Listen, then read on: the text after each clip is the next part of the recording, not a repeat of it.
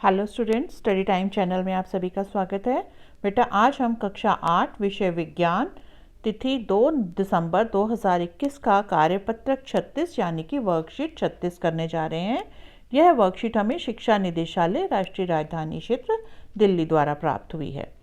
तो बेटा, हमने पिछले वर्कशीट में जंतुओं में जनन के बारे में पढ़ा था, जिसमें हमने नर जनन तंत्र के बारे में अध्ययन किया था। तो आज हम जो है वो मादा जनन तंत्र के बारे में अध्ययन करेंगे। तो चलिए हम अपनी वर्कशीट स्टार्ट करते हैं। जंतुओं में जनन।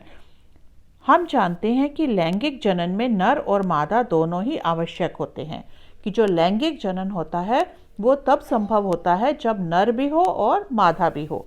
ठीक है। मानव में नर और मादा दोनों में अलग अलग जनन तंत्र होते हैं। जो मनुष्य होता है उसमें नर और मादा अलग अलग होते हैं और उनके जनन तंत्र भी जो है वो कैसे होते हैं, अलग अलग होते हैं। आज हम मानव मादा जनन तंत्र के बारे में जानेंगे। मतलब मादा मतलब लेडी। तो मादा जनन तंत्र के बारे में आज हम पढ़ाई करेंगे। मादा जनन तंत्र में शामिल है, यहाँ देखिए मादा जनन तंत्र में क्या होता है। एक जोड़ी अंडाशय होता है, अंडवाहिनी या डिंबवाहिनी होती है और गर्भाशय होता है। तो यहाँ पे मैं चित्र से भी आपको समझा देती हूँ।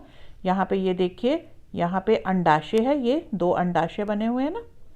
तो एक जोड़ी क्या हो गया, अंडाशय हो गया। ये अंडवाहिनी हो गई, ये भी, ये अंडवाहिनी, 2 अंडवाहिनी हो गई, या इनको हम डिंबवाहिनी भी बोलते हैं। और ये हो जाता है, ये जो बीच में है ये क्या है, गर्भाशय है। ठीक है। तो मादा जनन तंत्र में कौन से 3 भाग हैं?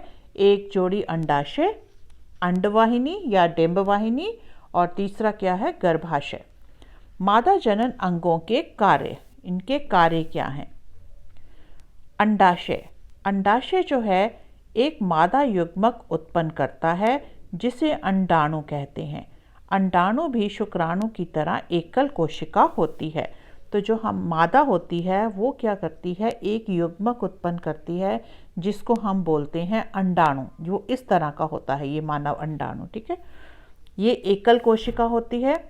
स्त्रियों में प्रति माह दोनों अंडाशयों में से किसी एक अंडाशय में एक अंडाणु विकसित होता है जो अंडवाहिनी में जाता है।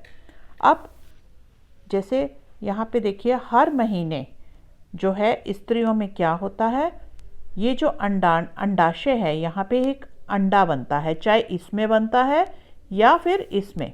इन दोनों में से किसी में एक बार एक में बनता है, अगली बार दूसरे में बन जाता है। तो जिसमें भी अंडा बनता है वो क्या होता है, वो कहाँ जाता है, अंडवाहिनी में। जैसे यहाँ पे मान लो अंडा बना, ये अंडा कहाँ आएगा, इधर अंडवाहिनी में।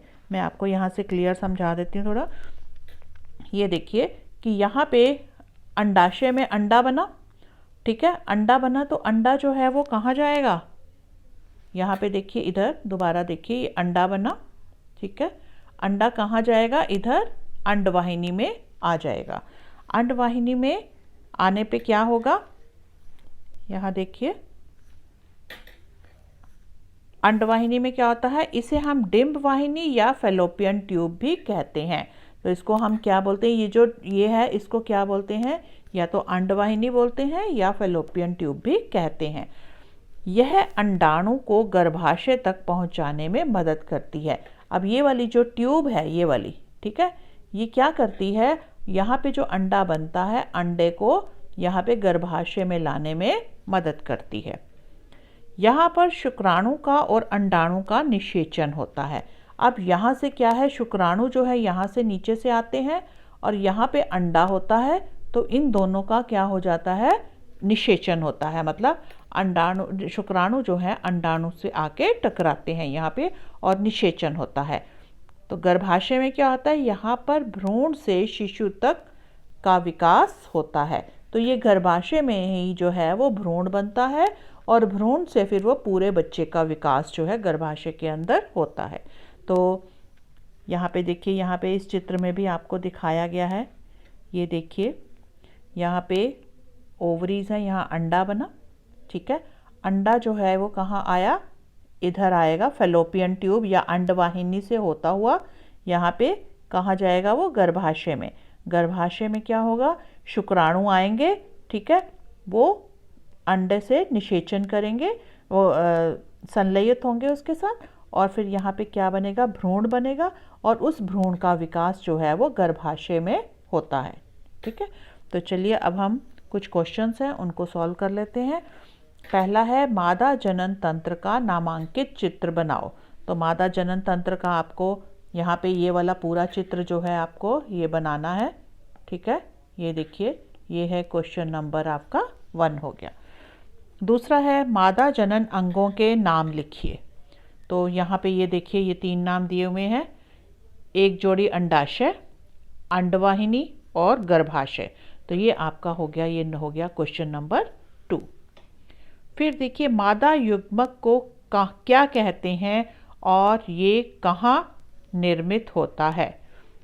मादा युग्मक को अंडाणु कहते हैं। ठीक है, तो क्या कहते हैं, अंडाणु,